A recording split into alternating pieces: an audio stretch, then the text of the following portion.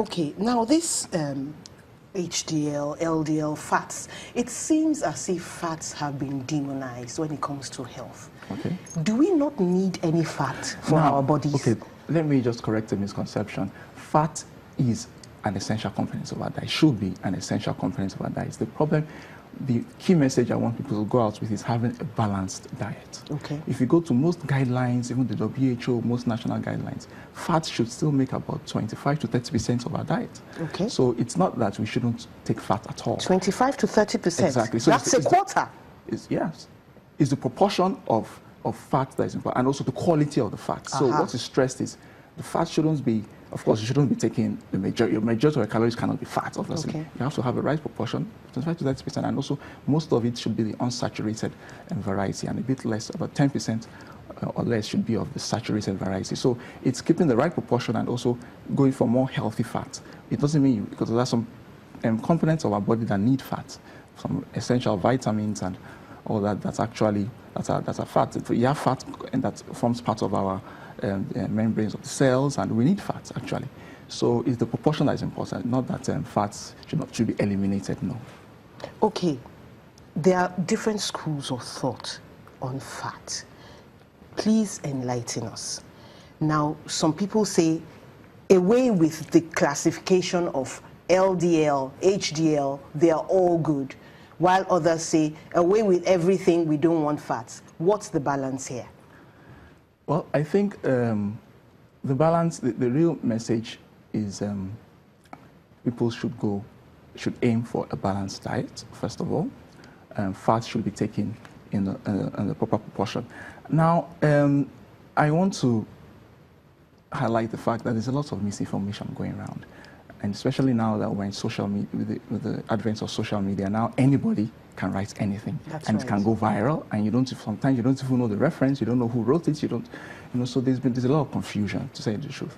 So I will advise people to, when they see things on the internet and all that, to always try and go to trusted sites. You can go to WHO, you can go to websites of research centers or big university hospitals, where you have names attached, people with their, you can even sometimes you can send an email, ask questions, but not faceless people on WhatsApp or Facebook, you don't know who they are, and all that. So this is creating a lot of confusion. There's no confusion. HDL, LDL, they exist. There are things that are studied microscopically, there are things that we know, we see. The components of the blood vessels that causes a heart attack, they're there. Cholesterol deposits are there. We see them. It's not something that is vague. We even at the microscopic level, we know they are there.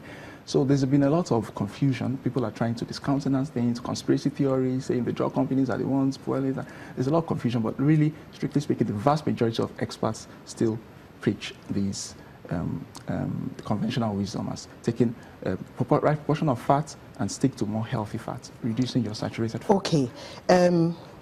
These fats, let's just stay on these fats for a little longer.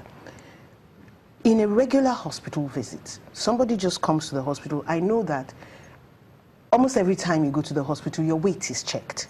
So they can check for obesity. But do they check regularly without you asking? Things like cholesterol, things like blood pressure, some of these markers that can show that somebody is at risk. Well, obviously, going to the hospital, first of all, it depends on what you're going for. But if you are going for a general checkup, a health check and all that, searching for cardiovascular risk factors is key. Most health checks you have at the very minimum. They check your blood sugar, they check your cholesterol, they check your weight, they measure your BMI. Those are so the person is covered for checking cardiovascular risks at such a visit. And even for any condition, most conditions you go for, at least your blood pressure is checked. Whether even it's an accident or whatever you go for, most people end up. So many times people discover hypertension just for going to hospital for even unrelated conditions, maybe for an operation or for whatever. Most, at least all hospitals, I would say, for any condition, minimum of blood pressure is checked in most standard practices. So at least you have blood pressure covered. And then, of course, we could, the other risk factors now depend on what condition you're coming for and all that. But we do advocate that as much as possible in regular health checks, people should have regular health checks, and those health checks should include the search for cardiovascular risk factors. It's very, very important. Okay, I know that exercise is good for the heart. We've been told when someone does exercise, the blood pumps more, there's more circulation. That means that, things are going round and it's generally better for the heart. But then some people are active but obese. Now, could you link for me how the obesity will now be a risk factor in this case? Well, the thing, as I said, you know, CVD is multifactorial. There are many risk factors. So it's not, and then usually the more of those risk factors you have, the more your risk.